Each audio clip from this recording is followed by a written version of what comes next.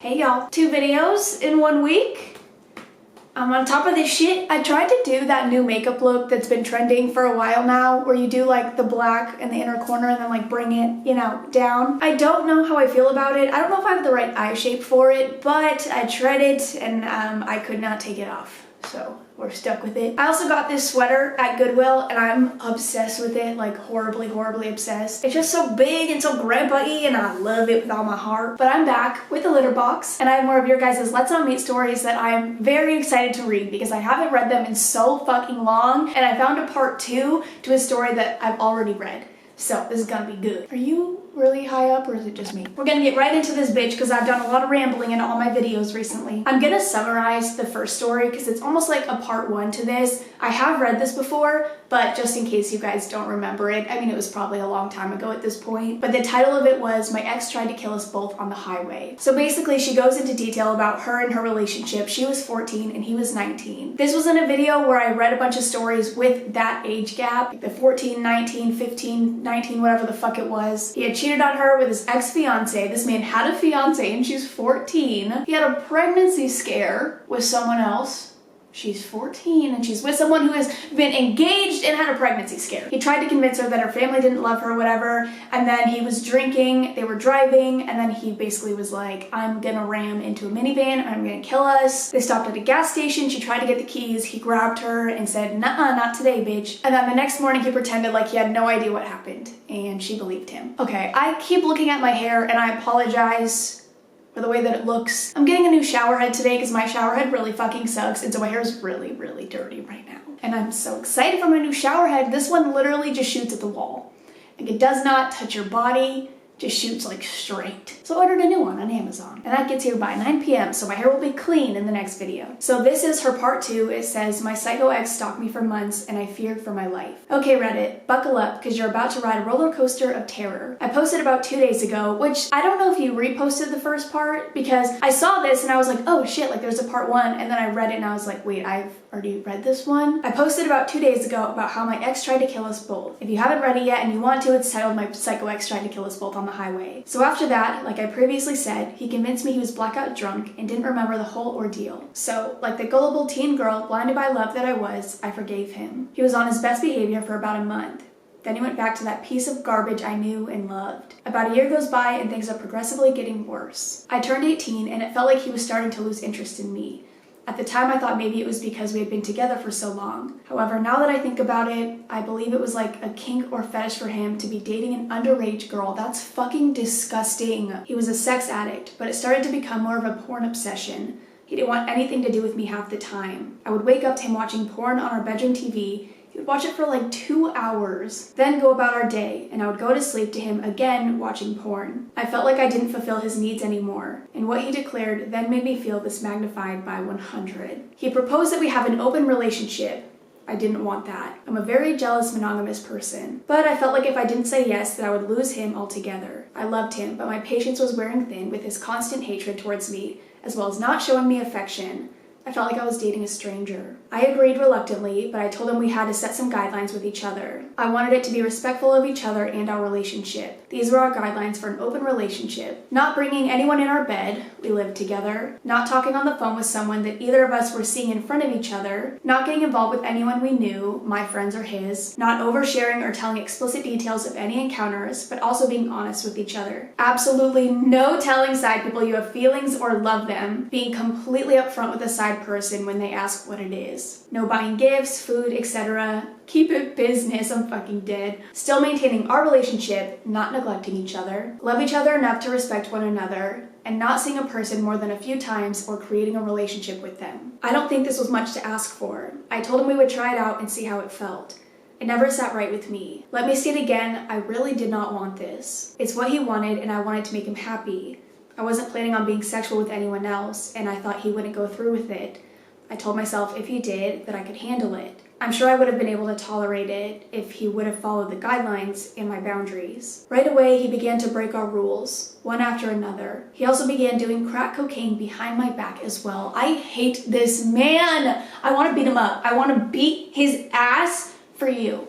I want to beat him up. I'm small, but I will beat his ass. He began using social media to find a girl. It became an obsession for him to sleep with any other female. Since I basically gave him permission, he took his opportunity and ran with it. Once he found a girl who would respond, he started constantly texting and calling her, speaking on the phone with her all night in earshot while I lay in bed alone, crying and regretting the decision I made. He spoke to her and did things that he did to me when we met. It was all too much. One day we were riding in the car, he called her, spoke to her on the phone, on speaker for a few minutes. He's such a piece of shit. When it was time to hang up, he says to her, "Okay baby, I gotta go. I love you, my angel, bye."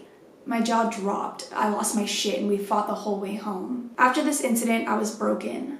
The following week, we hardly spoke.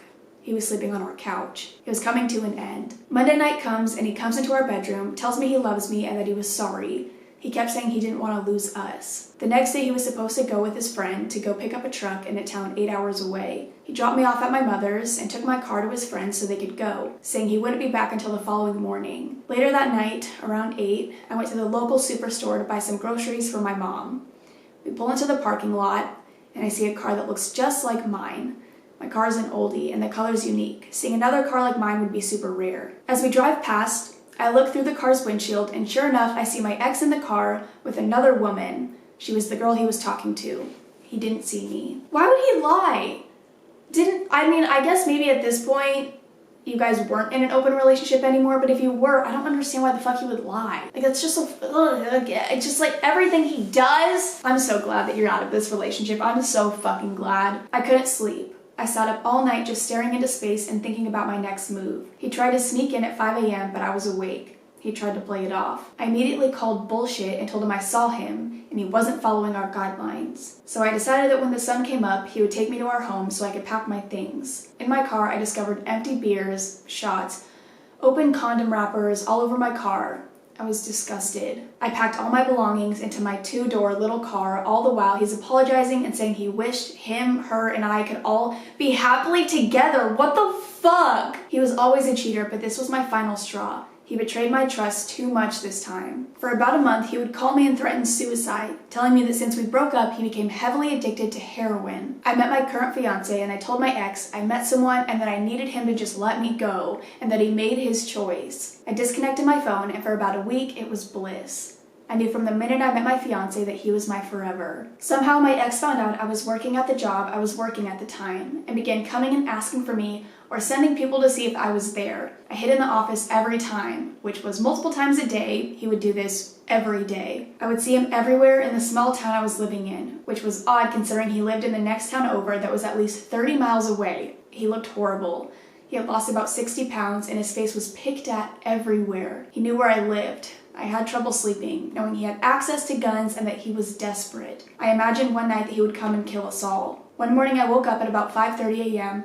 to a loud bass from a car stereo outside my bedroom window of my mother's house. I peek out to see my ex in a brand new Challenger, which I told him was my dream car, just sitting there. Once he saw me looking, he did a burnout and took off. That was it. I didn't even change. I got up and I went to the courthouse to file a restraining order. It stayed quiet for a while, probably because he got the letter that he had to go to court for stalking. My day to see the judge arrives to get my restraining order finalized. I was nervous, thinking about how I had to sit in the same room as him and listen to him try and manipulate the judge into thinking I was lying or something. I never put anything past him. He didn't show up.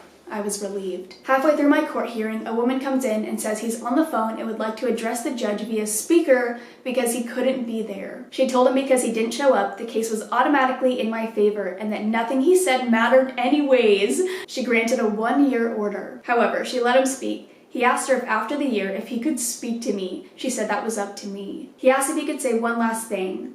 Then in his words, "Baby, I love you and I'll wait as long as it takes." She hung up before he could continue and told me she wouldn't let him manipulate me in her courtroom. I love her. I will kiss her forehead and tuck her into bed at night, every night. It's been 2 years. Life has been peace ever since, with a loving man and a beautiful new baby. Shut the fuck up. Shut up. As for him, I can't say the name. As far as I know, he's still an addict. He's homeless. He totaled his brand new Challenger. He's in and out of jail and currently wanted by the cops. Karma must have really taken a toll on him because when he lost me, he began losing everything. He knows he will never know someone who will love him so unconditionally how I did. But that's not my problem anymore. I'm free. So to the psycho ex who fucked me over and then stalked me continuously for months till I had to get a restraining order, this is the last time I put energy into you, and I hope we never meet again. Fuck, dude! First of all, the most important thing, I am so happy that you are with someone who treats you respectfully and loves you, like actually loves you, and you have a baby.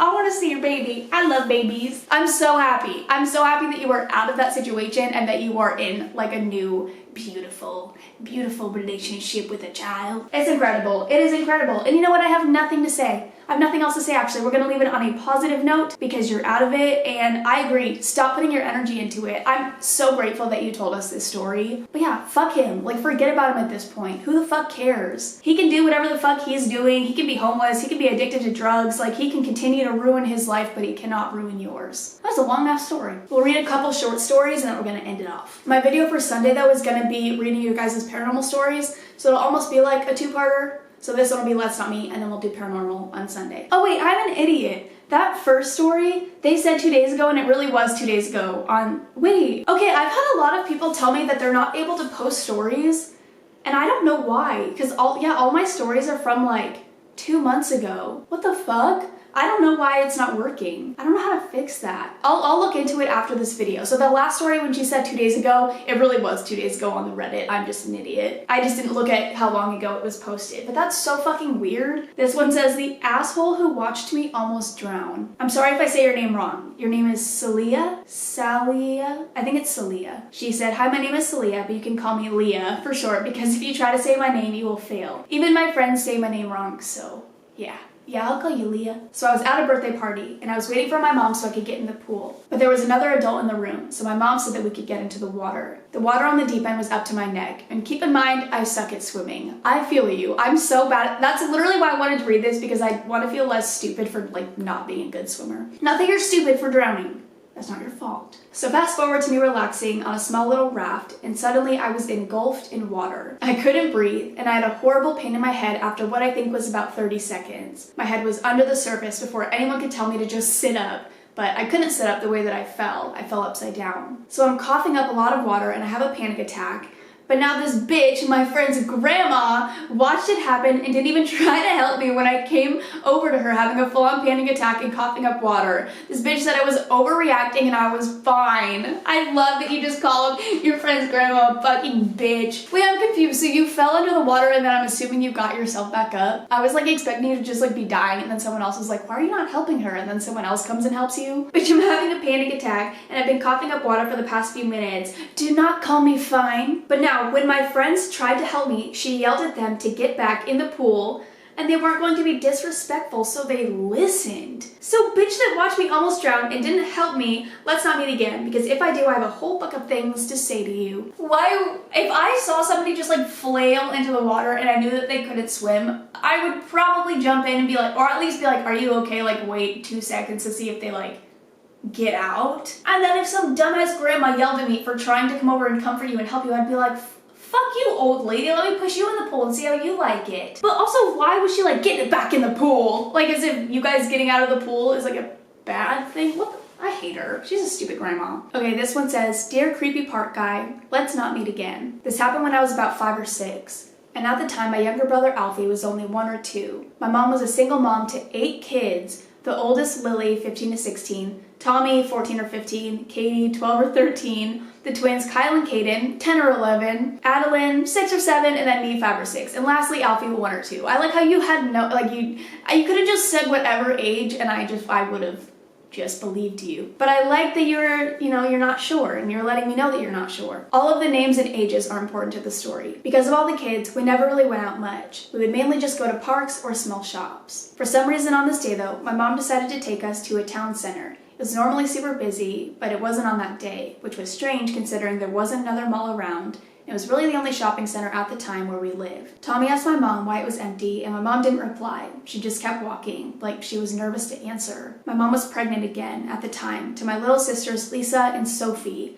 She gets really moody when she's pregnant, so Tommy brushed it off as she was stressed and moody. This bitch had another set of twins. God damn. And she was a single mom? God bless her soul. We finally got to the actual mall, and there were 3 or 4 cops in one of the shops. I don't remember what shop, but I know it was near the entrance. My mom told us that they were just doing routine checks that day and not to worry. We went into 4 or 5, maybe even 6 stores when my mom told us we could go into the toy store and pick out 1 toy each for being good. So me and my siblings, except for Lily and Tommy, ran to the toy store.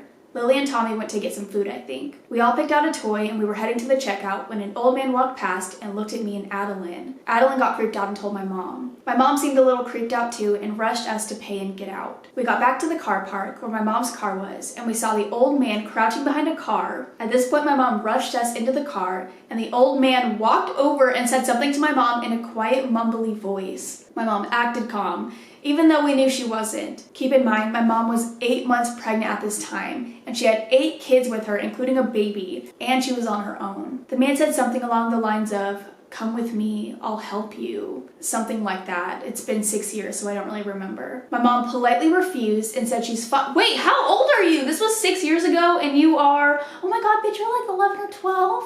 Oh my God, I feel so bad for swearing. Oh my God. Oh shit, sorry. Okay, and honestly though, like you write really well for like 11 or 12. Damn. My mom politely refused and said she's fine and does not need help. The man got really angry and shouted some other language at my mom. You could see the nerves on my mom's face. The man stormed off and started looking into random cars, then looking back at us, then looking in more random cars, then back at us. He did this for about 10 minutes. It takes quite a while for all of us to get in the car. We all managed to get into the car and we start driving off, and at this point Lily shouts, "Mom, he's following us in a car." My mom pulled over and told him to leave us alone. He got angry and started threatening my mom. Kyle got out of the car, which scared my mom, and she told him to get back in the car. The old man got out of his car and started chasing Kyle. Kyle carried on, running towards this police officer who was by the entrance to the mall, about 10 minutes away from our car. About 25 minutes later, Kyle comes back with a police officer and the old man in handcuffs. What the fuck? I'm now 11, and me and my siblings constantly talk about what would have happened if that police officer wasn't there. We all got told last year about the old man. He was a known sexual predator who had harassed someone at the mall the day before. That's why there were cops, and it was empty. The car he chased us in, he had stolen the same day as well. My mom didn't know until we got there, but she had to get some stuff, so she ignored it. The guy is now in prison, and we all thank Kyle. Bless Kyle, God bless. I now have even more siblings. There's Lily, Tommy, Katie, Kai and Kason, Adeline, me, Alfie, Sophie and Lisa, Mally, Mason and Maisie, and my mom's pregnant with another baby boy. What? How is that humanly possible? How is that physically possible? So creepy old man from Town Center Car Park, let's not meet again. Oh my God. If your mom ever needs a babysitter, I will not do it. That's all we're gonna read for now. I hope you guys enjoyed. I'll have paranormal stories up on Sunday. I'm doing a good job. I feel really good right now. So I'm just gonna keep this going. I'm gonna try not to burn myself out though, because I do that a lot. I feel really good and then I do too much and then I burn myself out. So we're gonna get videos up while I can without making me feel like I wanna die again. If you guys have stories that you wanna share with me, I will have the subreddit link down below. I'll try to fix it. If anybody knows how to fix that, please let me know, because I'm not sure. Like, honestly, I don't know. Maybe I just have to like verify something. I'll look at it. But I'll have that link down below, and if I can't get it figured out, then maybe we'll just go back to the email. So I'll have the email down below as well. For the next couple of videos after the paranormal, I'll just read from the email. But I love you guys. I will see you in the next one. Bye! For a second, I was like, damn, my cats are being really good. Like, they're not bugging me, and they're not, like, peeing or eating or doing anything. And then I remembered I locked them out of my room because they're so loud. So they're probably dying to get in here, so I'm gonna go let my cats in. See ya!